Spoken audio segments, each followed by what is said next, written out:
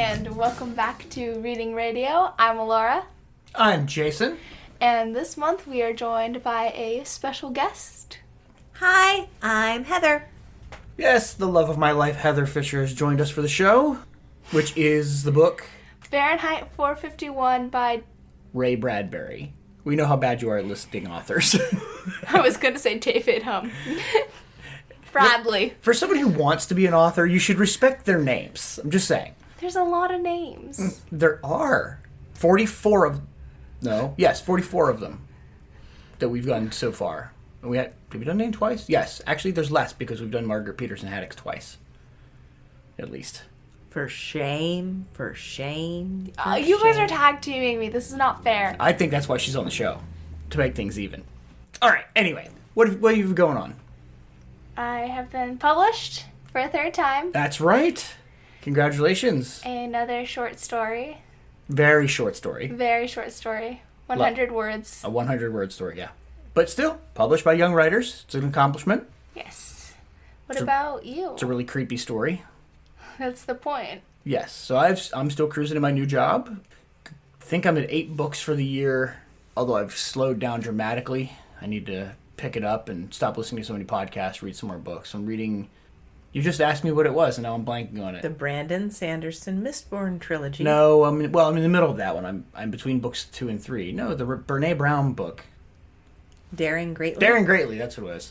I know I've read a couple of hers, and I couldn't remember which one we were reading for a book club at work. So, what about you? What do you have going on? We just kicked back up with homeschool co-op, where I teach a couple of classes, so I had to get ready for speech and finance and dissection for biology in high school. That's gross. Yeah, I'm excited about that. Yeah, we just had eggs that had been fermenting for 10 days that we had to put under a microscope. Ew. What'd you see? Oh, it was awesome. It was really, really great to see the amoebas and the protozoa and everything eating each other, but the smell. Oh, the smell. So you know to bring Vicks from now on, right? It didn't work. No? Nothing worked. It was that bad? It was so bad. It's hilarious. We had peppermint under our noses, and I still had to run outside. I was gagging pretty profusely. I did not hear this story before this moment. Oh, it was terrible. Wonderful. And half the class was sick, too, so there was only, So they couldn't smell anything anyway? Yeah. No, they weren't there. They weren't there, okay. It was a small class. It was only 3 kids, but the others didn't. I mean, I don't know. The cool factor and, just seeing it was amazing, but the smell. So that's me. How's your NaNoWriMo project coming? I have not written in a while, but I've been working a lot on world development. For your story or for Micronations? For my story. Okay. You're also taking college courses now, so your workload's a little higher. Just a little bit. Yeah, that's okay. All right, so Fahrenheit 451, the book for the month. Yes. Overall, what'd you think? Spoiler-free impressions? Had you read it before? Maybe start there.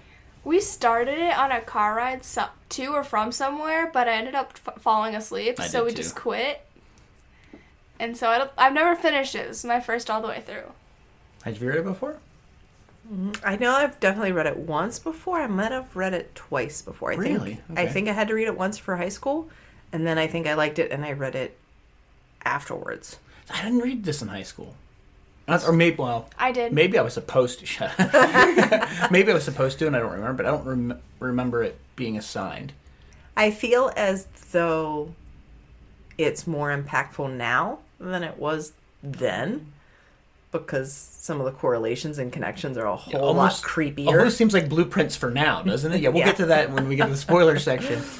I feel like this fits into the big 3 of 1984, Brave New World, and Fahrenheit 451. They go together in my head as that futuristic, not post-apocalypse, although some of them are post-apocalypse, but dystopian futures that were 50 years ago that are coming fairly true. It seems, spoiler alert.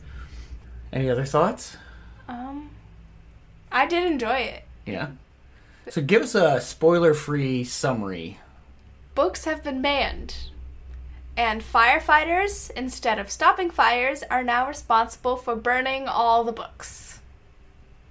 That's a pretty good summary. That's or at least a good tagline to jump in. And I think without spoiling. That's almost as much as you can say. It's so hard because you're like, oh, what about, oh, nope, can't say that. What about, oh, nope, can't say that. It's kind of, it's en media res, the term. Like, it starts, like, right in the middle at that moment, and then everything from that point forward is plot. Which makes you wonder how we fell asleep. I wonder if it was, I think we got it, like, on CD or something, and we couldn't speed it up any. So it was just so slow reading that you fell asleep between words. So you're saying that Audible is required to be able to read it via audiobook so that you can speed up the... Absolutely. In fact, Audible's not officially sponsoring this podcast, but if they were, you could go to reading-radio.com/sponsors, which you can actually do, and sign up for an Audible account through us. Doesn't cost you any extra, gives us a couple ducats, helps support the show, and you get at least one free audiobook for starting out. So check that out, reading-radio.com/audible. This is why we keep her around, because... or /sponsors, sorry, for Audible. I think I have both links working. Or I will by the time the show drops. Gratuitous plug. So... I'm only okay at this.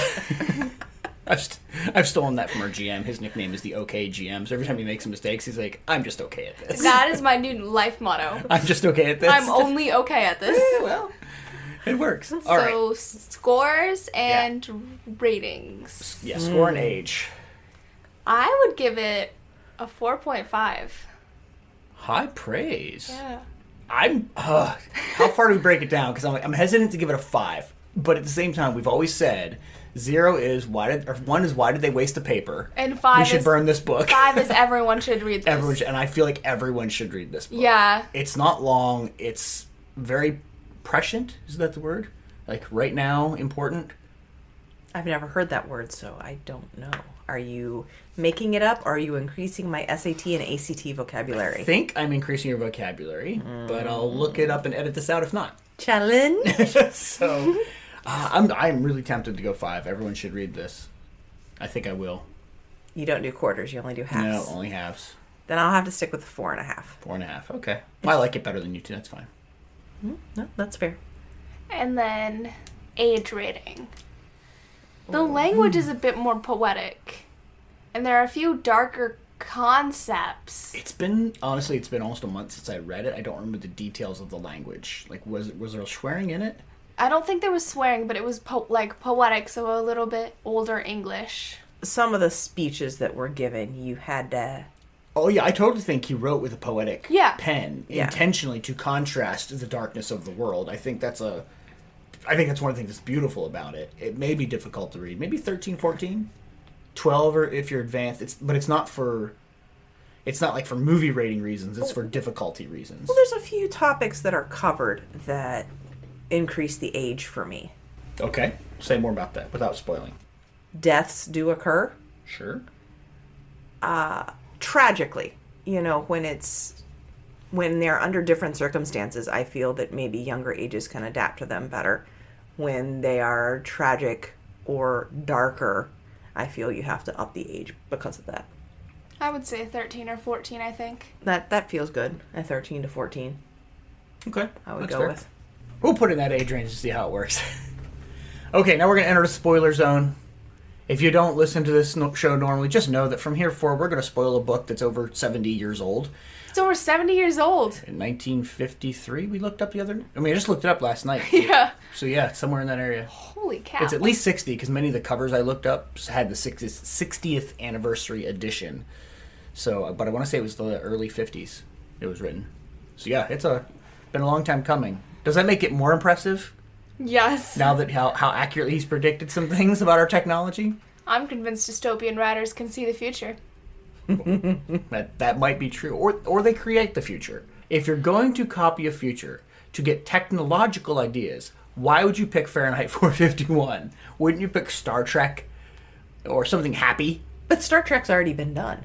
It has. We have our notebooks, our tablets, and cell phones. Waiting for the holodeck. We just have to go with AirPods. Yeah. I still want a Bluetooth device that sits on my chest that I can just touch and it activates my phone and I can say, call Heather, and like Star Trek. It'd be fun. That'd be annoying. All right, so the book opens with Montag at a fire, right? Yeah, he's burning a house. He's burning books down. But at the same time, at that point, he already has books in his house. So he started that conversion. So like that's what I mean. But you don't know that as the reader. But you're jumping right into the middle of this story, which I really love. There's not the 2 or 3 chapters of warm up and introduction.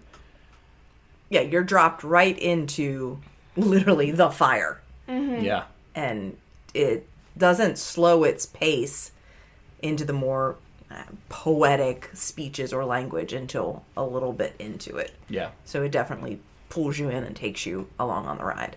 It almost seems like it could be the second book of a trilogy. And like in the middle of it. But it's well written enough that it's really good as a standalone. Right. I'm glad there wasn't more before or after. A modern author might have made a trilogy and this had been the second book. It'd be or you write them after. Yeah, but there'd be a whole book about his fall, starting down the path and how it'd be too much. This was perfect. This got right into it. Is there a possibility this becomes our reality? We really have an allergy to burning books. That's very evil, so I don't know if we'd go that far. But we ban books freely. Yeah, I posted an article about banned books and how we'd read several of them for the show. I was going to say, we have read a few banned books. Yeah, so it's already starting that slippery slope. I don't know that burning, but even our lack of interest in reading, because we have so many other options to fill our brains and to fill our time. Right. That it's there. It's becoming those moments. Definitely the dumbing down entertainment is here. Mm-hmm. Like I'm pretty sure he was writing about reality TV. If you watch reality TV, all offense intended. I don't know what to say. You're on the wrong podcast. I don't know what to tell you. But I mean, it's true that every nuance that he mentions as far as technology and people's behaviors, girlfriends come over to hang out, but they don't come over to interact and to be and to have conversation. They come over to stare at a TV screen or a phone. Some that's sort of worse. Right. And so it is our lives. We put in a sound so we don't hear someone else. We watch a screen so we don't have to feel. Now, don't insult Audible. Okay, they are sponsoring this show. I do put headphones in to do chores, and I find more chores to do so I can continue to listen to my story because... So he can ignore us. No, I don't want to ignore you. It's just a happy coincidence that I get to ignore you when I'm listening to my story from audible.com. But, let me hear. That was filled with an eye roll and a deep, heavy sigh because there is a separation of family and a separation of community when... one kid has in a set of headphones because legitimately they are trying to listen to their geometry. Another kid has in their headphones because they're trying to do their work. And then you're in the kitchen and I can't really see you. So I don't know if you have in one headphones or two headphones. And to have communication without physically tapping each person to affirm that they will take out a headphone or pause. Just clap. We'll get there. But it's a big deterrent from, one schoolroom or one family room, everybody together. And we have time where we don't do that, but when we're all trying to accomplish things, right. I don't care. We can do it. So back to Montag. Yeah, back to Montag. Or what were your opening impressions? It started off really the descriptions of the fire were very intriguing, how artfully they were written. Oh yeah, I'm telling you, he wrote so poetically to have this contrast. It was brilliant. Mm-hmm. And I've never read anything else by Bradbury, so I don't know if that's his normal writing style or if it was more intentional. I don't think I have either. I feel like I should. I used to watch the Ray Bradbury Theater, it was an old black and white, kind of like Hitchcock Presents or Twilight Zone, those anthology shows. My parents would watch those, and that's how I got introduced to a lot of these kind of stories. It was interesting. Yeah. Okay, so we had someone from the fire, and that's where we first meet Clarice. Yes. Right? And she's 16? I think she's 17. 17? But very unusual, does not fit into the world. We find out later, her whole family's like that. They sit around and they talk to each other. Montag is both appalled and... Intrigued, yeah. There's sometimes with various... just different families have different ways of engaging. So some like to sit around and just be together watching TV. And I'm like, that's not me. I want to talk. Or not be together. Like there's this, like I don't want to sit and watch TV as a group. That's weird. But we do. We do when we're tired. That's true. But we do other things as well. Yeah. We do board games, puzzles. So people think we're weird for that sort of stuff, engaging as a family, like especially teenagers. Like, you talk to your parents? You said that yeah. they act. Like, could you imagine an entire world like that? You come home, you put in your seashells, you watch your 3-wall or 4-wall television, and you refer to them as your family. Because you're so connected and invested, because you've watched so much. I think that's one of the weirdest parts, like how the characters on the TV show are constantly being referred to as, like, the family. Mm-hmm. And you remember, she could get if she upgraded, they could actually interface, like, talk to her by name. Mm-hmm. And like, so it made it more, what's the word? Like, more like a virtual reality. Interactive? But yeah, more interactive. I mean, some of that technology seems interesting, but I don't want to be drawn in that much. I'd rather just read a Choose Your Own Adventure book. That would be good. You should read the Lone Wolf series. They're amazing. And I just picked you up. Hamlet. Choose Your Own Adventure. You can't change Shakespeare, though. We'll discuss that another time. That's just weird. Okay, so then when we move, I don't want to hit every point, but there was the interesting point where she overdoses and doesn't remember. It was almost just like a casual attempt. If it was an attempt, or was it unintentional? What do you kind of left it ambiguous? I think it was probably intentional. I felt it was unintentional. I mean, it could just be accidental, but I feel it was intentional only because... Can lack of caring be intentional? Does that... Like, it was... apathy just caused, like, there was no care. There was no concern for even the people self. Even the people that pumped her stomach, he referred to them like plumbers. But then that's even more tragic, because this is something that's just so common. Right. They have a procedure and it's nonchalant and, this happens all the time. And I'm sure doctors are somewhat disassociated from their patients in those situations today, but I mean, that's out of psychological necessity, I'm sure, when you're dealing with life and death every day. So what scene stood out to you the most? So we don't want to summarize the whole book, but... Probably the part with the dandelion, where Clarice picks it, and, like, if you rub it under your chin and the yellow's there, that means you were in love. Oh, yeah. And then she rubbed it off his chin, or... It didn't go on his. Oh, well. And even though he was married, that's right. I remember that.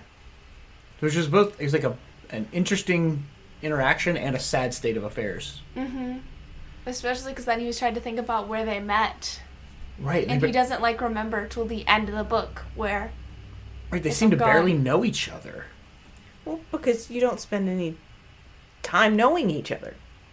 You know, I feel that's something that I've contemplated recently. Like, I've changed so much from in the 20 years, like, since we've met and gotten married. I'm not that same person. And so if we were disconnected in a screen or disconnected in seashells, I wouldn't know you and you wouldn't know me. Right. You know, but then still to climb into bed at each other at night and lay there. Watching TV on your ceiling, I guess. Watching TV on the ceiling. It just... That'd be kind of cool, not gonna lie. What about you? What scene stood out? Mm-hmm. For some reason, like, I want to say the ending and the bombing, and because it was... I really did like the ending. It was impactful. But do you know what doesn't leave my brain? Is the firehouse dog. The Hound. The Hound. It's like... It's almost like Tracker Jackers from Hunger Games combined with a drone. I don't know. Just the eerie sense of a simple scent from someone. Because again, like, that's one of those things I remember people by scents. And so to think that just that tiniest bit of scent can make this beast that is nothing but a murder machine come after you. It stirred something inside of me that was a little scary, that just kind of hung on. Like, I don't want that to be the point that I remember the most of the movie, of the book, but that's what I remember. So for me, it was the scene where he reads the book to her friends. It's almost like a dare, like she's trying to cover up for the fact that he has this. Oh, as a fireman, you're allowed to bring one home. Isn't it so silly? And like, the voice actor who did this gave her such a airy but evil, not even, I don't even know. It wasn't evil. It's dripping Apathetic. with apathy. Yeah, so he reads this poem that's about the senselessness of life. It describes their very existence, and one of the women actually starts crying, but she has no idea why, because she's never experienced any emotion like that. And so she like freaks out and snaps. But this was the moment of she's either going to be completely condemned to their lifestyle, or she's also going to break. Now, not being a fireman, she might not have the opportunity to find books. But that was the moment where maybe his wife has hope, and then no, not at all. It wasn't gonna happen. She was completely against that. I also thought the part was interesting where they made the reality TV show out of trying to find Montag at the end. Oh, yeah. They put it all over TV, and then the guys sitting there were like, watch this, they're gonna find somebody else and make it you, and like, kill this guy instead of you. Yeah, because they have to show that they were victorious. You mean the media has to show that it was important? And prove their story out, no matter whether they were right or wrong? No matter whether the... All right, tinfoil hats aside, that's not what the show is about. Although that's part of the reason we read so many of these books, I think. We're attracted to that idea. What do you think this book has to teach us today? I almost feel as though it's a proverb giving a bright flashing warning to distraction, apathy, a need for community, a need for communication. So I'm like, what was he talking about in the 50s? Or was he really like predicting a future? The introduction of one of the versions of the books we had from the library was the like how he came up with the story, and he was harassed for walking in Los Angeles. Because people don't walk in Los Angeles. And this was in the 50s. You'd think people might have actually walked in Los Angeles. But he's like, just walking home. Like, what are you doing? You have to be up to no good. And so he wrote a story about a guy being like kind of the same thing. And it slowly expanded as to why this guy was walking. And it became Fahrenheit 451 over time. But what was he talking about with the disconnection? Did he just see television being that powerful? Because you're thinking early 1950s, not everyone had TV. Okay. Skip the TV portion. What about the seashells? Where do you come up with that idea? When did people have headphones? I don't know. They didn't have portable, like people were walking around with Walkmans till the 80s. And I don't know that I know headphones were earlier on, but I don't know that you didn't plug them into the radio. They were plugged into the record player. Right. You think radio, everyone would sit around and listen to the radio together, like TV. So you're still engaging in this half-brained, like, you're still probably doing something because you're just listening. Like, that's why I do chores when I listen to books, because my hands want something to do. I don't know. It could be he was just talking about TV, and that expanded. Or he could have been talking about radio. What books were being banned at the time? We're 50s. We're talking about the Red Scare in Hollywood, and see, as he was working in Hollywood. Did you just give me a look like you don't know what that is? I don't know what that is. So in the 50s, there was a lot of fear that communists had like spies from Russia had invaded Hollywood and were like steering us towards communism, and they were in the government, which turns out there were. And so there was a senator named McCarthy who was like trying everybody. If you had ever been part of an organization that was close to communists, we're going to put you on trial in front of Congress, and people's lives were ruined. People were blackballed. They weren't allowed to work.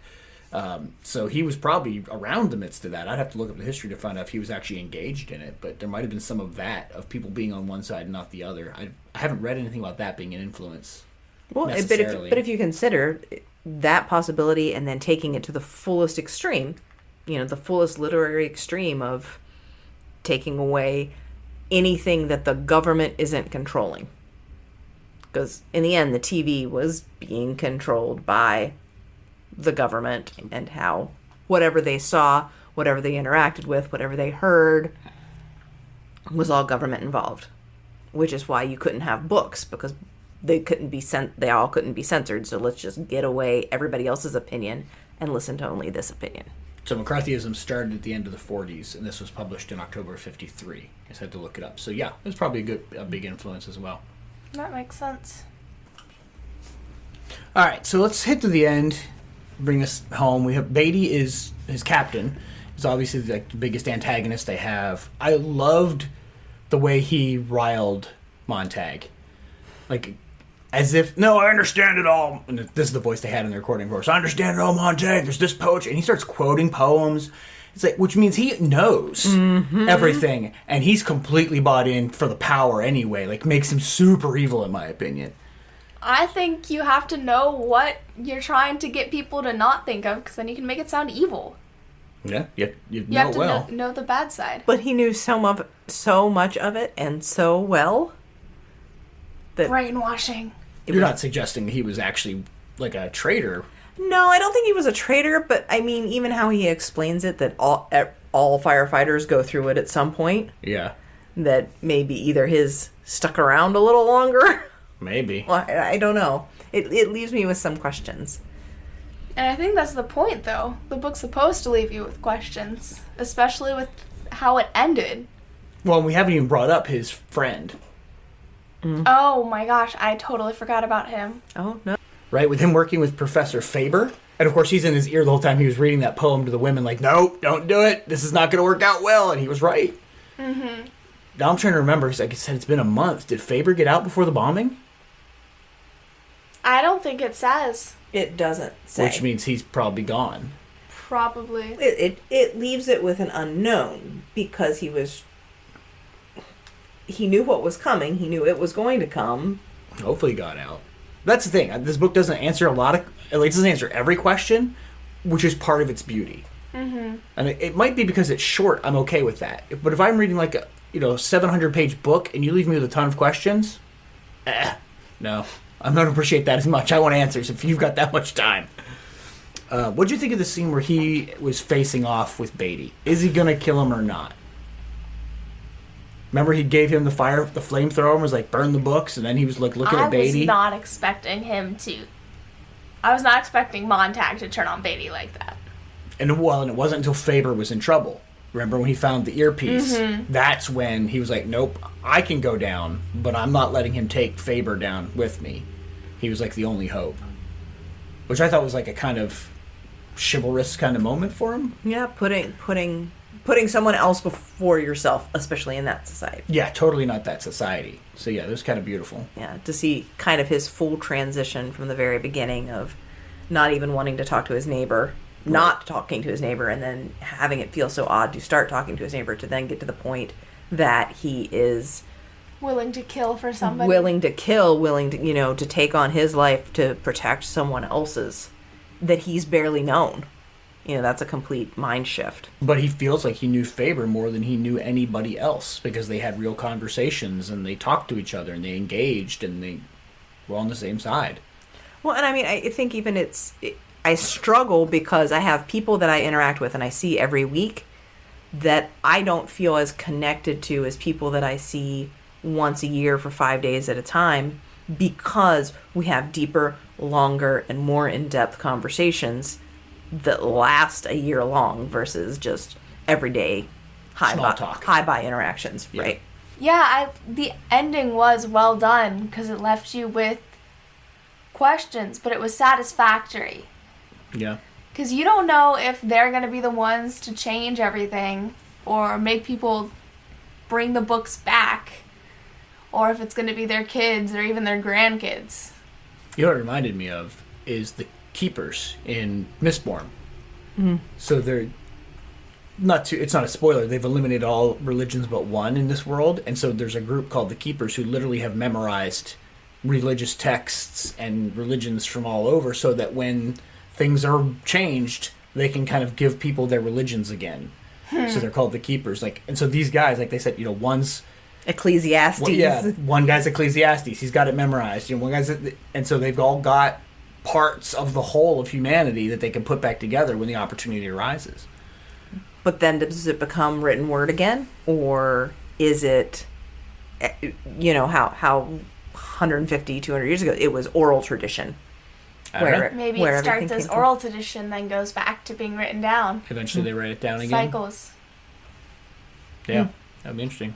Yeah, again, it leaves you with questions, but not deep, struggling questions, more just introspective and... Like, you could have written another 200 pages to tell me what happened, and I would have been fine, Ray Bradbury. But, you know, how do you poke fun at a master? When you've been around this long and been this successful, I'm not going to say you did it wrong. I just would have loved to see more of your work. That's all I'm saying. And he'd probably tell you to buy a different book. Yeah, well... Actually, this is the only one I can name off the top of my head. But I'm just, One-hit wonder? No, he wrote more. I'm just not informed enough. All right, what else? Anything else to say about it? I think that's about it. It wasn't a very long book. Next book? Ladies and gentlemen, we've been asking for help from our listeners and our our listeners and our fans for a while. We have a poll out there. If you go to reading-radio.com, it'd be one of the most recent posts. We're just looking for help. What books do you love? What books are you passionate about? What books should we be reading? So we've got a poll out there, and we've decided when we don't have a burning passion for anything in particular, we're going to let the audience decide. And right now, we've got a book with only a few votes, but it's going to be our leader. And it's the book we're going to read next. Do you remember what it is? It's Dodger by Terry Pratchett. And Terry Pratchett's written, 100 books probably. You and I have read Dodger already, loved it. So this will be your first time reading. I'll read it again, and we'll see how everything goes. I think you'll really enjoy it. But super plug for audiobook, because off the top of my head, I don't remember who reads it for Dodger, but oh my gosh, it's so good, which is what kept me doing Pratchett's books, because I went through and figured out who that audio author was and kept following Pratchett's book with that audio author. Well, I love Audible because you can actually look up the reader instead, not just the author. So if you just want to listen to books by that reader, you can find them, and it's great. Oh, that's awesome. Yeah, because there's certain ones that I've listened to, like, I really like this person. I should listen to more of that. She's going to think about this for a while. So if you'd like to join us next month, this will release March, so that'll be April, and then we'll have 2 more books. Go out and tell us what we should read, because we don't have things lined up for this year, but we'll be lining things up from that poll over the summer. So we really want your opinion. We want this to be something you can jump in and enjoy with us and with your family, and build a great relationship through a mutual love of literature. Aren't you poetic? Not really. You're no Ray Bradbury. I'm no Ray Bradbury. He's just okay at it. Just okay podcaster. All right, anything else? All right, everybody, check out reading-radio.com for our show notes, anything else you could possibly want to know, where our Facebook group is so we can have discussions about the books, what sponsors you can help out and help us out with, and anything else you could want to know, all of our social media accounts. That's it. Everything's out there at reading-radio.com. Happy reading. Happy reading. Happy reading. Reading Radio is a podcast released under a Creative Commons 3.0 share-alike license. The music that you're now hearing is by Kevin MacLeod of Income Tech, also released under Creative Commons share-alike attribution license, which means you can use this show for any non-commercial purpose as long as you give us credit. All notes and anything else you'd want to find out about Reading Radio can be found at reading-radio.com. If you head over there, you can subscribe to this podcast as well as join our Facebook group where you can contribute to telling us what books we should read. Because Reading Radio is all about bringing families and friends together through a mutual love of young adult literature. And we'd love for you to read it. Happy reading.